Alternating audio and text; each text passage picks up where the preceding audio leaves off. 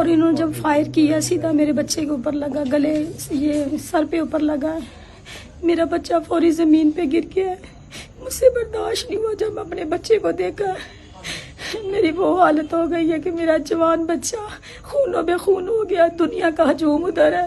میری مریم نماز کی یہی اپیل ہے کہ مجھے انصاف, مجھے ظلم ہوا میرے اوپر, اس ماں پہ بڑا ظلم ہوا. اس ماں کی فریاد سن لے, میرے بچے کو انصاف دیا جائے. مجھے انصاف چاہیے. جی ہمارے ساتھ موجود ہیں وہ مظلوم ماں جن کے بیٹے کو تقریباً 10-15 دن پہلے ان کی آنکھوں کے سامنے سر پر گولی مار کر ختم کرتی ہے. کہ ان سے ہم بات کرتے ہیں کہ کیا معاملہ تھا, کن لوگوں نے ان کے بیٹے پر جو ہے وہ ظلم کیا.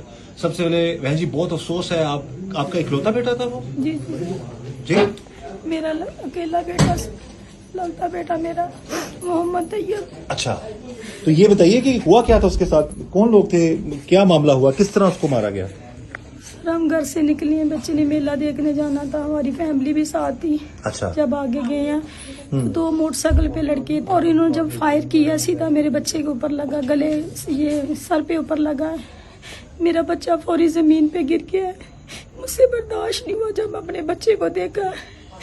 میری وہ حالت ہو گئی ہے کہ میرا جوان بچہ خونوں بے خون ہو گیا. دنیا کا ہجوم ادھر ہے, لیکن مجھ سے یہ واقعہ دیکھا نہیں جا رہا تھا. بڑا افسوس ہے جی. بیٹا آپ کا اس کی عمر کتنی تھی؟ 17 سال.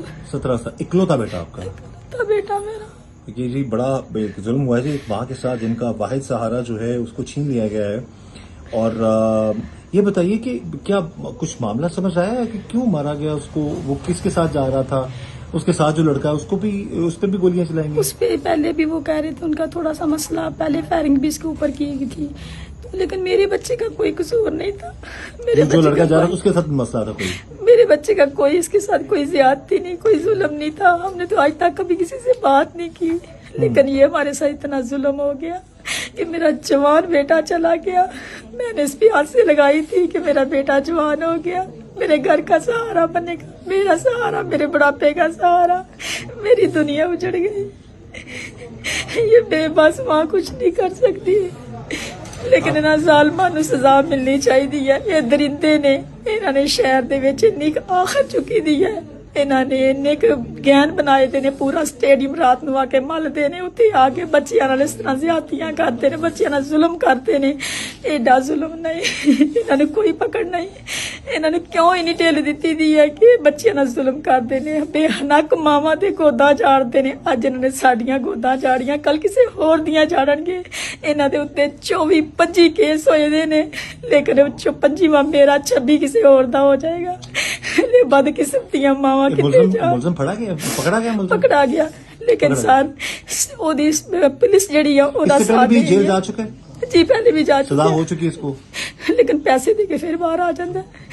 پتہ نہیں یہ کی کردا سمجھو. آپ نے ڈی پی او صاحب سے ملی یہاں کے شیخو پورہ؟ جی سر بس کے بعد کیا کہا آپ کو؟ انہوں نے کہا تھا انشاءاللہ کریں گے ساتھ, لیکن ابھی مجھے کچھ نہیں ملا, ادھر سے بھی کوئی رسپانس نہیں دیا, کچھ نہیں مجھے نظر آ رہا ہے. آپ کیا اپیل کرنا چاہتی ہیں مریم نواز؟ میری مریم نواز کی یہی اپیل ہے کہ مجھے انصاف, ہاتھ نہ جوڑیں, مجھے ظلم ہوا میرے اوپر, اس ماں پہ بڑا ظلم ہوا. اس ماں کی فریاد سن لے, میرے بچے کو انصاف دیا جائے. مجھے انصاف چاہیے.